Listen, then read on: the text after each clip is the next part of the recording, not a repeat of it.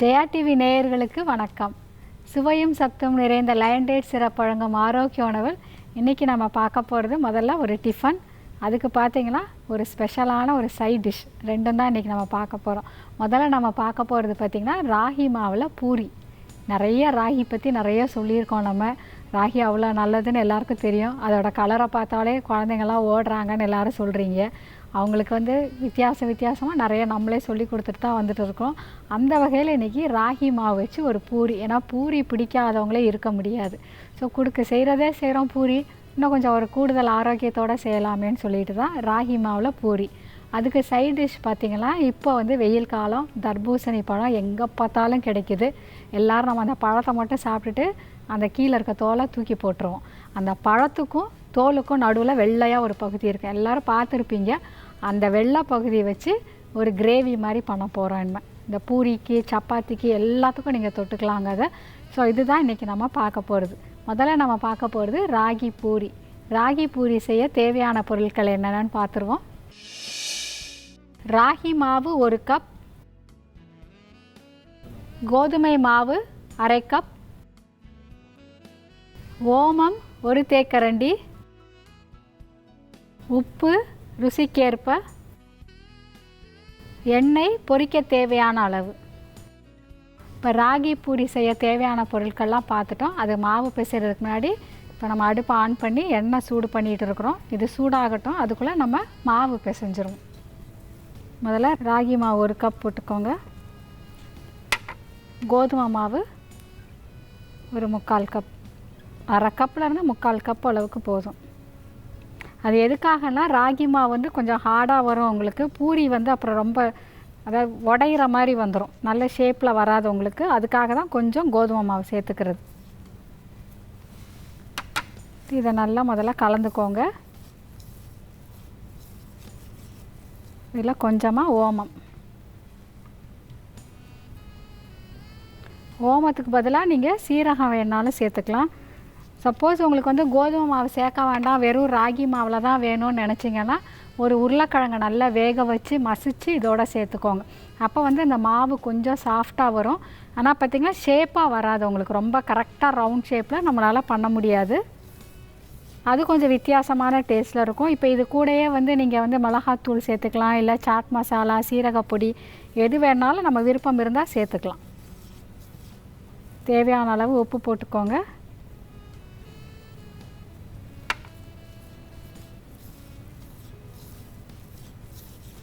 நல்லா நம்ம கலந்தாச்சு. இப்போ மாவை பிசைஞ்சுக்கும். பூரி மாவு பிசைகிற மாதிரி தாங்க, கொஞ்சம் நல்லா கெட்டியாக பிசைஞ்சுக்கோங்க. பூரி மாவு எப்போவுமே கொஞ்சம் கெட்டியாக தான் பிசையணும். அப்போனா தான் எண்ணெய் ரொம்ப குடிக்காது பூரி. அது மாதிரி எப்படி சப்பாத்தி மாவு நம்ம நல்லா பிசைஞ்சு ஒரு கொஞ்சம் நேரம் ஊற வைக்கணும்னு சொல்லுவோம். அப்போனா தான் அது சாஃப்ட்னஸ் இருக்கும்னு. இது பூரிக்கு அப்படி ரொம்ப நேரம் ஊறலாம் வைக்க வேண்டாம். நீங்கள் முடிஞ்ச அளவுக்கு மாவு பிசைஞ்சு ஒரு 1/2 மணி நேரத்துக்குள்ளே போட்டுட்டிங்கன்னா உங்களுக்கு நல்லாயிருக்கும் பூரி. தண்ணி கொஞ்சம் தெளித்து பிசைஞ்சுக்கோங்க. இப்போ நம்ம மாவு இங்கே பிசைஞ்சிட்டு இருக்கோம், எண்ணெயும் சூடாகிட்டு இருக்குது. மாவு பிசைஞ்சு ரெடி பண்ணுறதுக்குள்ளே சுவையும் சத்தும் நிறைந்த லயன் டேட் சிரப் வழங்கும் ஆரோக்கிய உணவில் ஒரு சிறிய இடைவேளை.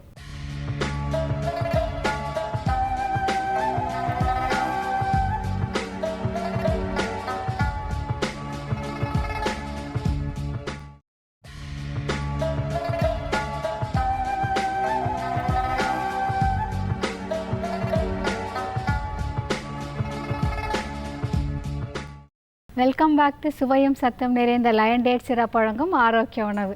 நம்ம மாவை எப்படி ரெடி பண்ணுறதுன்னு பார்த்தோம். இங்கே எண்ணெய் காய வச்சுருக்கோம். இப்போ பாருங்கள், நம்மளோட மாவு இந்த மாதிரி ரெடி பண்ணியாச்சு.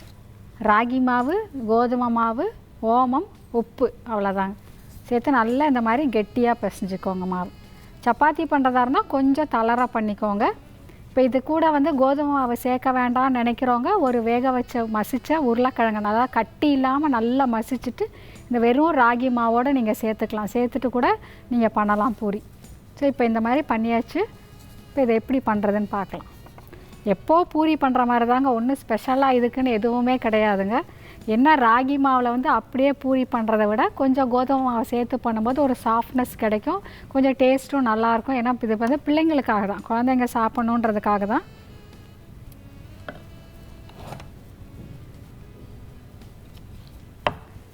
நல்லா சின்ன சின்னதாக உருட்டிக்கோங்க.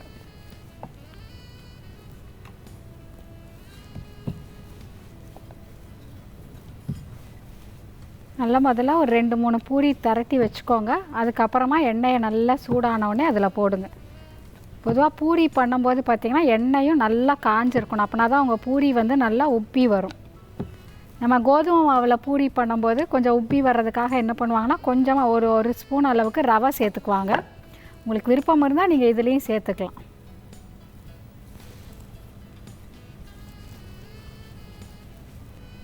இப்போ இதே மாதிரி வந்து நீங்கள் கம்பு மாவில் பூரி பண்ணலாம், தெனை மாவில் பூரி பண்ணலாம். ஆனால் எல்லாத்தோடையும் கொஞ்சம் கோதுமை சேர்த்துக்கிட்டிங்கன்னா தான் உங்களுக்கு வந்து திரட்டுறதுக்கு கொஞ்சம் ஈஸியாக வரும்.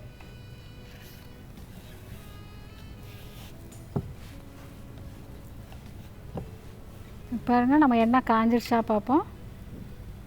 காஞ்சிருச்சு நல்லா. இப்போ நம்ம திரட்டி வச்சுருக்க பூரியை ஒன்று ஒன்றா போடலாம்.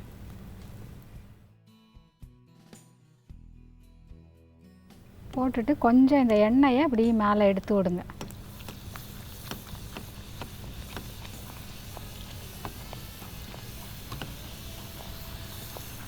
பாருங்கள், நல்லா இந்த பூரி உப்பி வரும். நம்ம அந்த சாதாரணமாக வந்து கோதுமை மாவில் பூரி பண்ணுற மாதிரியே இதுவும் இருக்கும் உங்களுக்கு.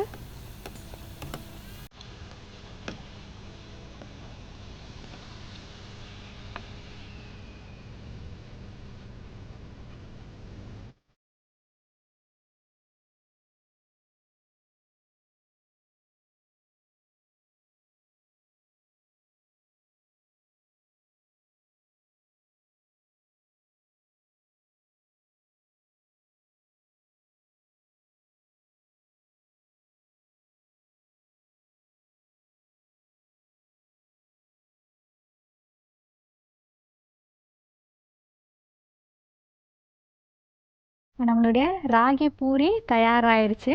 இப்போ அதுக்கு ஒரு சைட் டிஷ் வேணும் இல்லைங்களா? அது எப்படி செய்கிறதுன்றதை பார்க்குறதுக்கு முன்னாடி நம்ம அதில் என்னத்தில் செய்ய போகிறோன்றதை நான் முதலே உங்களுக்கு சொன்னேன். கொஞ்சம் வித்தியாசமாக இருக்கும். தர்பூசணி பழத்தில் வந்து அந்த வெள்ளை பகுதி வச்சு செய்ய போகிறோம் அப்படின்னு சொல்லிட்டு. குறிப்பாக இந்த வெயில் காலத்தில் நிறைய தர்பூசணி நம்ம சாப்பிடுவோம். பழத்தை மட்டும் சாப்பிட்டுட்டு அப்படியே தூக்கி போட்டுருவோம் நம்ம. அந்த தர்பூசணியோட வெள்ளை பகுதியிலையும் அவ்வளோ சத்துக்கள் இருக்குதுங்க. ஸோ அந்த வெள்ளை பகுதி வச்சுட்டு நிறைய டிஷ் பண்ணலாம். நம்ம இன்றைக்கி பண்ண போகிறது பார்த்திங்கன்னா இந்த பூரி சப்பாத்திக்கு ஏற்ற மாதிரி ஒரு சைட் டிஷ். நீங்கள் அதை இட்லிக்கும் தொட்டுக்கலாம், சாதத்தில் போட்டு பிசைஞ்சு சாப்பிட்ற மாதிரி தான், கொஞ்சம் கெட்டியாக தான் நம்ம பண்ண போகிறோம். ஸோ அந்த தர்பூசணி கிரேவி எப்படி செய்கிறதுன்றதுக்கு பார்க்குறதுக்கு முன்னாடி அதுக்கு தேவையான பொருட்கள்லாம் என்னென்னு பார்த்துருவோம். நறுக்கிய தர்பூசணி வெள்ளை பகுதி 1 கப், பெரிய கப்புக்கு 1 எடுத்துக்கோங்க. பொடியாக நறுக்கிய வெங்காயம் 1, பொடியாக நறுக்கிய தக்காளி 1, இஞ்சி பூண்டு விழுது 1 மேஜை கரண்டி, மிளகாய்த்தூள் 1½ தேக்கரண்டி, மல்லித்தூள் 2 தேக்கரண்டி, மஞ்சள் தூள் 1/4 தேக்கரண்டி, சோம்பு 1 தேக்கரண்டி, பட்டை சிறிய துண்டு, கிராம்பு 2, ஏலக்காய் 1, கொத்தமல்லி சிறிதளவு, புதினா சிறிதளவு, உப்பு ருசிக்கேற்ப, எண்ணெய் 3 மேஜை கரண்டி.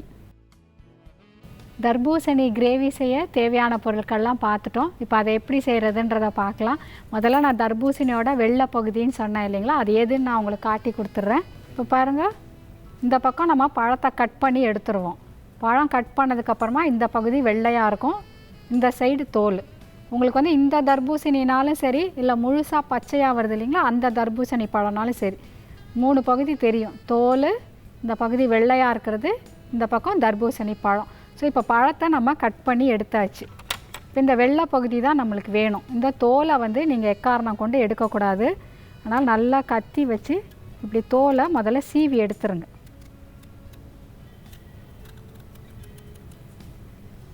இல்லை இப்போ பாருங்கள், உங்களுக்கு நல்லா தெரியுதா? இந்த மாதிரி தோலை எடுத்துருங்க. பழம் கொஞ்சம் ஒட்டிகிட்டு இருந்தால் ஒன்றும் தப்பு இல்லைங்க. உங்களுக்கு செய்யும்போது பார்த்திங்கன்னா அந்த பழத்தோட இனிப்பு சேர்ந்து கொஞ்சம் வித்தியாசமான சுவையில் தான் இருக்கும். எவ்வளோ எடுக்க முடியுதோ அவ்வளோ தூரம் எடுத்துக்கோங்க. இந்த மாதிரி இப்படி தோலை ஃபுல்லாக எடுத்துருங்க. தோல் பகுதியில் இதில் சத்து கிடையாதுங்க, அதனால் தோலை வந்து கண்டிப்பாக எடுத்துடணும்.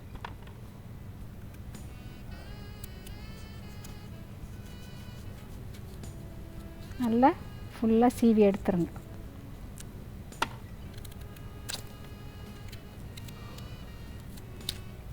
எடுத்தது போக பாருங்கள், இப்போ இந்த பக்கம் பழம் கட் பண்ணது, இந்த சைடு வெள்ளை.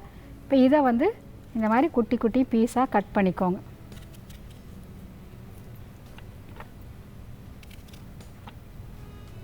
இப்போ இதில் வந்து நம்ம இன்றைக்கி ஒரு கிரேவி பண்ணுறோம். இந்த வெள்ளை பகுதி வச்சு ஒரு சட்னியும் பண்ணலாங்க. இதை போட்டு பருப்பு சேர்த்து கூட்டு மாதிரியும் பண்ணலாம். நீங்கள் பாசிப்பருப்போ இல்லை துவரம்பருப்போ எந்த பருப்பு சேர்த்தும் நம்ம நார்மலாக பருப்பு கூட்டு பண்ணுற மாதிரி செய்யலாம். இது பார்த்திங்கன்னா நம்மளோட தண்ணி காய் அதாவது சொரக்காய் பீர்க்கங்காய்லாம் எப்படி டேஸ்ட்டில் இருக்குமோ அந்த மாதிரி தான் இருக்கும் உங்களுக்கு. இப்போ இதை சட்னி வந்து எப்படி பண்ணுறதுன்னா, இந்த மாதிரி நல்ல வெள்ளை பகுதியை கட் பண்ணிவிட்டு தக்காளி, வெங்காயம், பச்சை மிளகாய் இல்லை காஞ்ச மிளகா, உப்பு சேர்த்துக்கோங்க. புதினா, கொத்தமல்லி ஏதாவது ஒன்று, ஒரு சின்ன துண்டு இஞ்சி சேர்த்து எப்படி நம்ம வெங்காயம் தக்காளி சட்னி வதக்கி செய்வோமோ அதே மாதிரி இது எல்லாத்தையும் கட் பண்ணி போட்டு வதக்கிட்டு நீங்கள் சட்னி மாதிரி அரைச்சிட்டு அதுக்கப்புறம் தாளிச்சிங்கன்னா உங்களோட இட்லி தோசைக்கு நல்ல சுவையான ஒரு சட்னி கிடைக்கும்.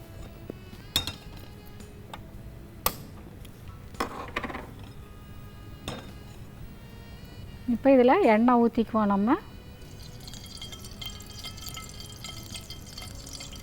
எண்ணெய் சூடான உடனே இதில் நம்ம கிரேவின்றதுனால கிராம்பு, ஒரு ஏலக்காய், பட்டை ஒரு சின்ன துண்டு, கொஞ்சமாக சோம்பு இது தாளிச்சுக்கோங்க.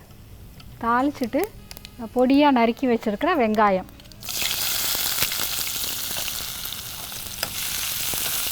சேர்த்து நல்லா வதக்கிக்கோங்க. இப்போ நீங்கள் வந்து இந்த முழுசாக அந்த மாதிரி மசாலா பொருட்கள் போட விருப்பம் இல்லைன்றவங்க வெறும் சோம்பு மட்டும் தாளிச்சிட்டு கரம் மசாலா பொடி கடைசியாக இறக்குறதுக்கு முன்னாடி கொஞ்சம் தூவிக்கலாம். இது வெங்காயம் வதங்கும்போது இது கூட தக்காளி, கொஞ்சமாக இஞ்சி பூண்டு பேஸ்ட்,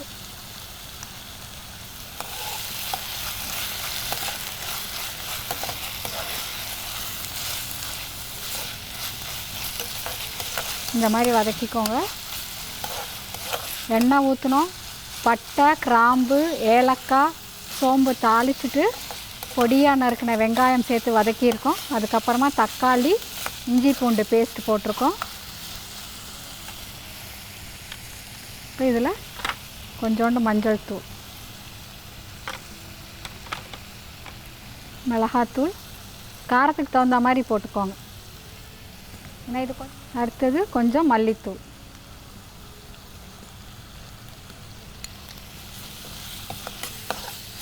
இப்போ நீங்கள் பொடியாக நறுக்கின வெங்காயம் தக்காளி வேண்டாம் அப்படின்னு நினச்சிங்க, எங்களுக்கு வேண்டாம் நல்ல திக்காக கிரேவி தான் வேணும் அப்படின்னு நினச்சிங்கன்னா வெங்காயம் தக்காளியை அரைச்சி கூட இதில் சேர்த்துக்கலாம். கொஞ்சம் புதினா கொத்தமல்லி முதல்லையே சேர்த்துருங்க.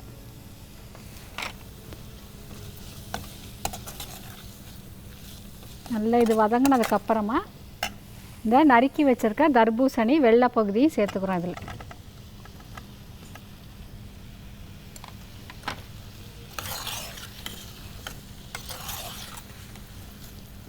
இது கொஞ்சம் அந்த பழத்தோட பாதி பீஸ் அப்படியே ஒட்டிகிட்டு இருக்கிறதுனால கொஞ்சம் இனிப்பு கலந்துருக்கும். உங்களுக்கு காரம் கூட வேணும்னா நீங்கள் கூட சேர்த்துக்கலாம்.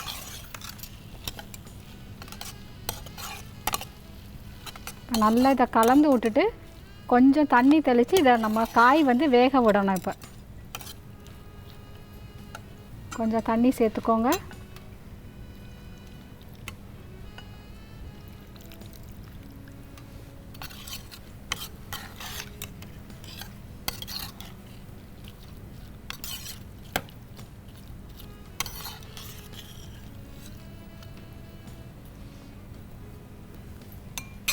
இப்போ நம்ம எல்லாத்தையும் போட்டோம், எண்ணெய் ஊற்றினோம், பட்டை, கிராம்பு, ஏலக்காய், சோம்பு தாளிச்சிட்டு வெங்காயம், தக்காளி சேர்த்து வதக்கணும். இஞ்சி பூண்டு பேஸ்ட் போட்டு வதக்கியாச்சு. அதுக்கப்புறமா மஞ்சத்தூள், மிளகாத்தூள், மல்லித்தூள் போட்டு நல்லா கலந்துட்டு அந்த நம்ம நறுக்கி வச்சுருந்த தர்பூசணி வெள்ளை பகுதியும் சேர்த்து நல்லா இப்போ வேக விட்டுட்டு இருக்கிறோம்.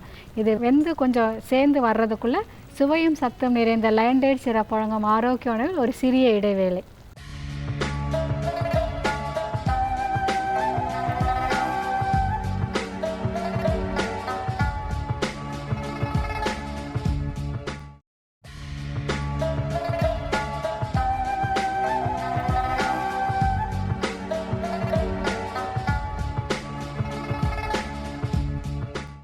வெல்கம் பேக் டு சுவையும் சத்தும் நிறைந்த லயன் டேட்ஸ் சிரப் வழங்கும் ஆரோக்கிய உணவு.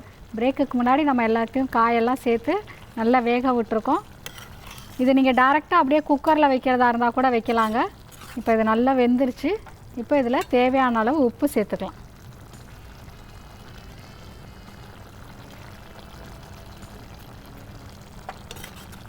இது உங்களுக்கு கொஞ்சம் குருமா மாதிரி வேணும் அப்படின்னு நினச்சிங்கன்னா கொஞ்சம் தேங்காயும் கசகசாவும் அரைச்சி ஊற்றிக்கலாம். இல்லை வெறும் தேங்காய் கூட இதில் அரைச்சி ஊற்றிக்கலாம். இந்த தர்பூசணி வெள்ளை பகுதியில் பார்த்திங்கன்னா எல்லா சத்துக்களும் இருக்குது. எப்படி பழத்தில் எல்லா சத்துக்கள் இருக்கோ அது அவ்வளவும் இதுலேயும் இருக்குதுங்க. குறிப்பாக இந்த வெயில் காலத்தில் நம்ம நிறைய இந்த மாதிரி பழங்கள், நீர்க்காய்கள் நிறைய எடுத்துக்கிறது ரொம்ப நல்லது. நம்மளுக்கு எல்லாருக்குமே தெரியும், வெயிலில் நம்மளுக்கு நிறைய வேர்க்கும், நம்ம உடம்புல இருக்க நீர் சத்து ஃபுல்லாக போயிடும். அப்போ அந்த நீர் வெளியே ஏற ஏற என்ன ஆகும்னா நம்மளோட சத்துக்கள் ஃபுல்லாக போயிடும் உடம்புல இருந்து. இந்த மாதிரி நீர் காய்கள் நிறைய சேர்த்துக்கிட்டிங்கன்னா அந்த இழந்த சத்துக்கள்லாம் நம்மளுக்கு கிடைக்கும். நல்ல வெள்ளை பூசணிக்காய், மஞ்சள் பூசணி, சொரக்காய், பீர்க்கங்காய், அந்த மாதிரி நீர் காய்கள்லாம் இந்த வெயில் காலத்துக்கு நிறைய எடுத்துக்கோங்க. எல்லாருக்குமே தெரியும் தர்பூசணி நல்லா குளுமையை தரக்கூடியதுன்னு. பொதுவாக நம்ம அது ஜூஸ் குடிப்போம், இல்லைனா அப்படியே சாப்பிட்டுட்டு அந்த தோலை தூக்கி தான் போடுவோம் நம்ம. நீங்கள் இந்த மாதிரி பண்ணி பார்த்தீங்கன்னா உங்களுக்கு நல்லாவே இருக்கும். உங்களுக்கு ஒரு பழம் வாங்கிட்டு வேஸ்ட் பண்ணுற மாதிரியும் இருக்காது, நல்ல சத்தான ஒரு உணவும் கிடைச்ச மாதிரி இருக்கும் உங்களுக்கு. பாருங்கள், இது நல்லா இப்போ சேர்ந்து வந்துருச்சு. இப்போ இதில் கொஞ்சம் புதினா கொத்தமல்லி தூவி இறக்கணுன்னா தர்பூசணி மசாலா தயார். இது நீங்கள் சப்பாத்தி, பூரி, தோசை எதுக்குனாலும் தொட்டுக்கலாங்க. இதே நல்லா இன்னும் கொஞ்சம் வற்ற வச்சுட்டு கெட்டியாக பண்ணிவிட்டு நீங்கள் நல்லா சூடான சாதத்தில் போட்டு பிசைஞ்சு சாப்பிட்லாம். இதை நல்லா இன்னும் பொடி பொடியாக கட் பண்ணி போட்டிங்கன்னா நல்ல சாதம் போட்டு பிசைஞ்சு டிஃபன் பாக்ஸுக்கே நீங்கள் கொடுத்து விடலாங்க. நல்லாயிருக்கும் உங்களுக்கு. அடுப்பு அணைச்சிடலாம்.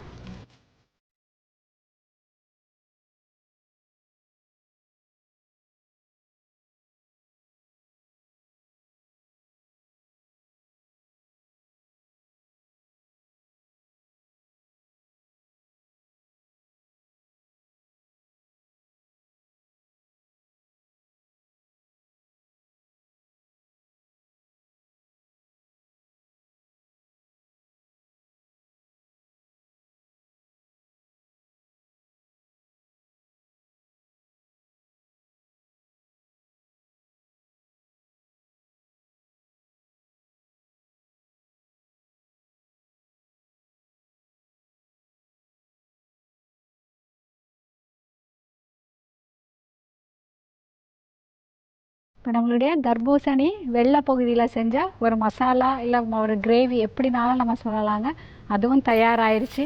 இன்றைக்கி நம்ம 2 வித்தியாசமான ரெசிபி பார்த்தோம். முதல்ல நம்ம பார்த்தது ராகி பூரி, அதுக்கு ஒரு சைட் டிஷ்ஷாக தர்பூசணி வெள்ளை பகுதியில் ஒரு மசாலா கிரேவி பார்த்தோம். இப்போ இது 2 எப்படி செய்கிறதுன்னு ஒரு சின்ன ரீகேப் பார்த்துடலாம். ராகி பூரி எப்படி செய்கிறதுன்றதை பார்க்கலாம். ராகி மாவு 1 கப் எடுத்துக்கோங்க. கோதுமை மாவு ஒரு அரை கப்லேருந்து 3/4 கப் அளவுக்கு எடுத்துகிட்டு ரெண்டையும் நல்லா கலந்துக்கோங்க. அது கூட 1 டீஸ்பூன் ஓமம், தேவையான அளவு உப்பு சேர்த்து நல்லா தண்ணி தெளித்து எப்போவும் பூரி மாவு பிசைகிற மாதிரி கெட்டியாக பிசைஞ்சு வச்சுக்கோங்க.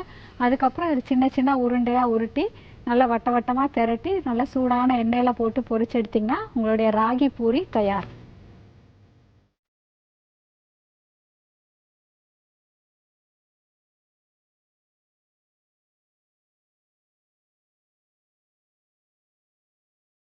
தர்பூசணி மசாலா கிரேவி எப்படி செய்கிறதுன்றதை பார்க்கலாம்.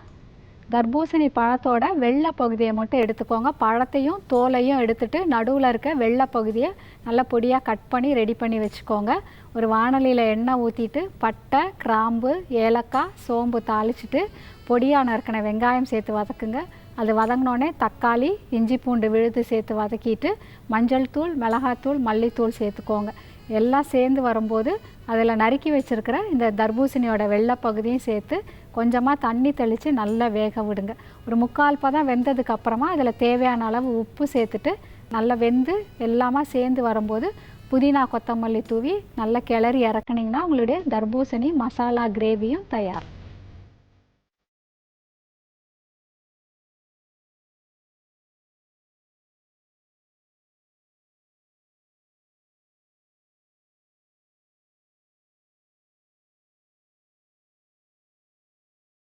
என்ன நேயர்களே, இன்னைக்கு நம்ம 2 டிஷ் வித்தியாசமாக பார்த்தோம். ராகி பூரி நல்லா சத்தானது, எல்லாருக்கும் தெரிஞ்சது. ராகியில் நிறைய கால்சியம், அது ரொம்ப நல்லது உடம்புக்கு, நிறைய நம்ம சொல்லிட்டோம்.